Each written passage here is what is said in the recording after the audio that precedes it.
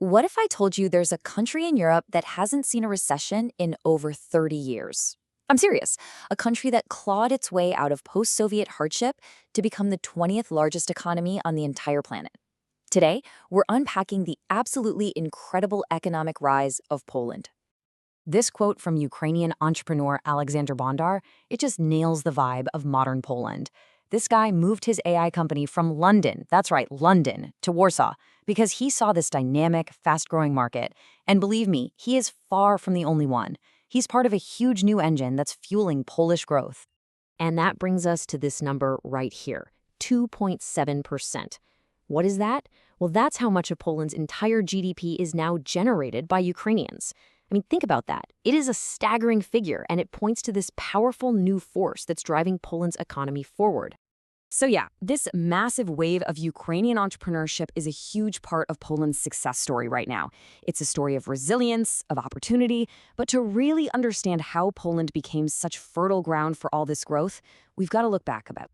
I mean, the scale of this is just immense. We're talking about over 90,000 Polish companies that now have Ukrainian involvement. So why Poland? Well, for one, a straightforward digital-first government makes it super easy to get a business off the ground, and they're jumping into everything. It's not just tech and manufacturing.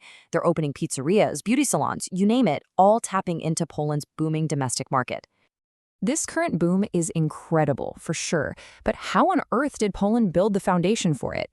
To get that, we need to rewind the clock all the way back to the fall of the Soviet Union. Just look at the contrast on this slide. It's night and day. Soviet-era Poland was all about a command economy, constant shortages of basic stuff, and waiting lists for a car that were years long. And today, it's a vibrant, thriving market economy with, again, over 30 years of recession-free growth. The transformation is nothing short of a miracle. So, the big question is, how did they pull it off? The answer is a really radical, kind of controversial strategy known as shock therapy. The whole idea was to just rip the Band-Aid off, transition from a state-controlled system to a market-based one as fast as possible, no matter how much it hurt in the short term. This was called the Balcerowicz Plan, and whoa, was it radical. First, they just slashed subsidies to state-run industries. Poof, gone overnight.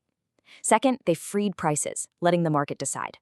Now, the immediate shock was brutal. Unemployment and prices went through the roof. But here's the absolute genius part. They privatized slowly. This was the key move that stopped the rise of the oligarchs that we saw in so many other post-Soviet countries. So, after that really painful but totally necessary recession in the early 90s, Poland started to grow. Joining NATO in '99 gave it security, but then came the real game changer, joining the European Union in 2004. That basically put the economy on rocket fuel. Yeah, that EU membership kicked off the next chapter of Poland's economic miracle. So let's take a look at the specific engines that have been driving this incredible run ever since.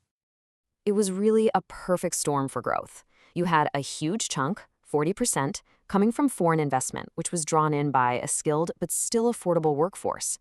Then another 35% was fueled by all that EU money and access to its single market. And the final 25%? That was just pure Polish grit, innovation, and an incredible entrepreneurial spirit. And the result of this playbook, I mean, just look at this chart. Back in 1990, Poland's GDP per person was only about 39% of the EU average. Today, it's at 80%. That is a monumental leap in wealth and living standards. In fact, some economists are now predicting that Poles could actually be richer than Brits by 2030. Think about that. Now, this economic success isn't just about building factories. It's also fueling a massive military buildup. Poland is absolutely determined to avoid a repeat of its tragic history. So now it's the biggest proportional spender in all of NATO, putting nearly 4% of its GDP into defense. They're building what could soon be Europe's most powerful army. But hey, the story isn't over. It's been an amazing ride, but for Poland to truly make that final leap from success story to genuine European superpower, well, it has to navigate some pretty significant hurdles that are right in front of it. And the biggest threat is something economists call the middle income trap.